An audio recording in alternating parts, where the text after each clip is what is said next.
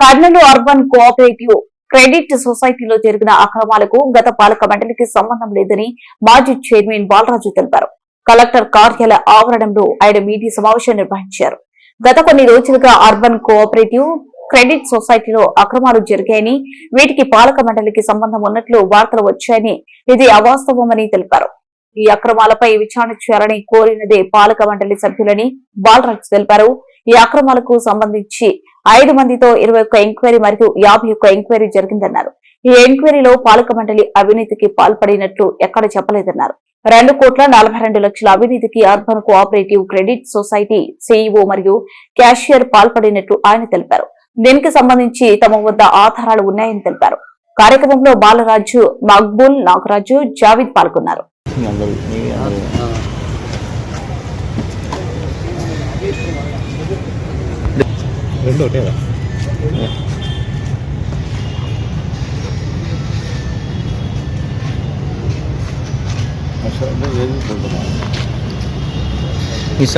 కొంచెం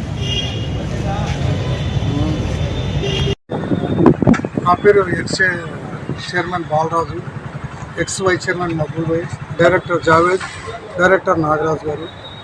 గత 2-3 రోజుల నుండి పేపర్లలో అర్బన్ కోఆపరేటివ్ సొసైటీకి సంబంధించిన 2,42 లక్షల రూపాయల అవకతవకలు జరిగాయని చెప్పేసి పేపర్లలో రాయడం జరిగింది. దానికి సంబంధించి మేము సభ్యులకు, సొసైటీ సభ్యులకు వివరణ ఇవ్వాలన్న ఉద్దేశంతో ఈరోజు మేము మీడియా ముందుకు రావడం జరిగింది. ముఖ్యంగా అవకతవకలు జరిగాయని చెప్పేసి పాలకవర్గం ద్వారా మేము డిపార్ట్మెంట్కు ఎంక్వైరీ చేయమని చెప్పి అడిగిందే. మేము డిపార్ట్మెంట్ ఎంక్వైరీ చేయలేదు, మేము ఎంక్వైరీ చేయమని అడిగాము.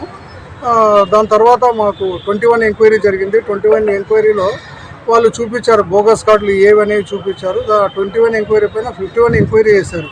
51 ఎంక్వైరీలో మా పైన సెక్రటరీ కానీ, క్యాషియర్ కానీ, ఎవరు చైర్మన్ కానీ, డైరెక్టర్లు కానీ డబ్బు తీసుకున్నారు, తిన్నారన్నటువంటి ఇది ఆధారాలు చెప్పలేదు కూడా. వాళ్ళు రికార్డ్ చేసిందాగా శిరీష మేడం గారు రికార్డ్ చేశారు. 51 ఎంక్వైరీలో ఎటువంటి మా పైన ఇది చూపెట్టలేదు. కానీ నాకు జాయింట్ చెక్ పవర్ ఉండాలన్నటువంటి ఒక కాజ్ ఉంది బైలాలో అని చెప్పేసి ఆమె నన్ను క్రాస్ చేయడం జరిగింది. నాకు చైర్మన్గా నాకు మా పాలకవర్గం నన్ను ఎన్నుకొని నాకు చెక్ పవర్ ఇచ్చింది. దాదాపు నేను 11 సంవత్సరాల పైన చైర్మన్గా ఉన్నాను. ఏ రోజు కూడా డిపార్ట్మెంట్ వాళ్ళు చెక్ పవర్ సింగిల్గా నువ్వు మెయింటైన్ చేస్తున్నామని కానీ, లేదా మిస్యూజ్ అవుతుంది కానీ మమ్మల్ని వాళ్ళు అడిగింది లేదు.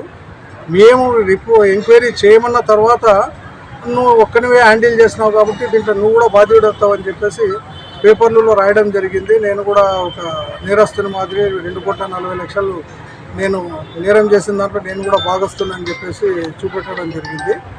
మేము మా పైన ఎంక్వైరీలో ఎవరు ఎటువంటి అభియోగాలు చూపెట్టలేదు. తర్వాత వాళ్ళు స్టాఫ్ డబ్బు మిస్యూజ్ చేసిందని చెప్పేసి మా దగ్గర ఆధారాలు ఉన్నాయి. ఒక 2 ఆధారాలు పేపర్లు ఉన్నాయి. ఒక ఆధారం ఒక 2 నిమిషాల్లో నేను మీడియా ద్వారా మీకు తెలియజేస్తాను. మీ పైన ఆరోపణలు గల కారణం చెప్పండి.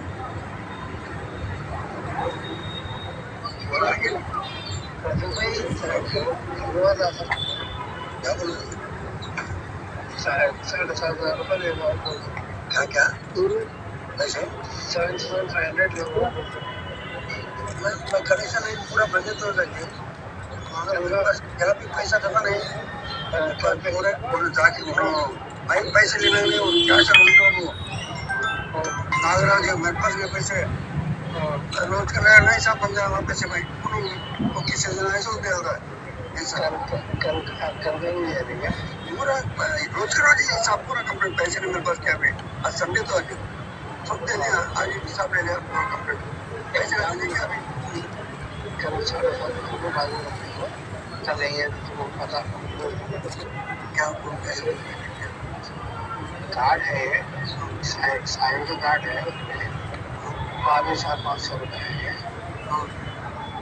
7.5 कार्ड कहाँ है?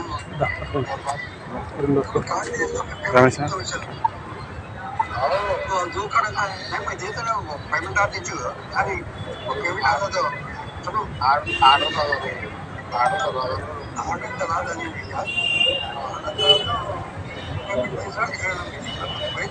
ఆడదా కార్డు మీద కదా మరి పర్మిషన్ లేదు బాకీ నాకు ఒప్పుతో పోయి సార్ కార్డు చేస్తే ఆర్డర్ పడిపోయేది కార్డు పడుకునేది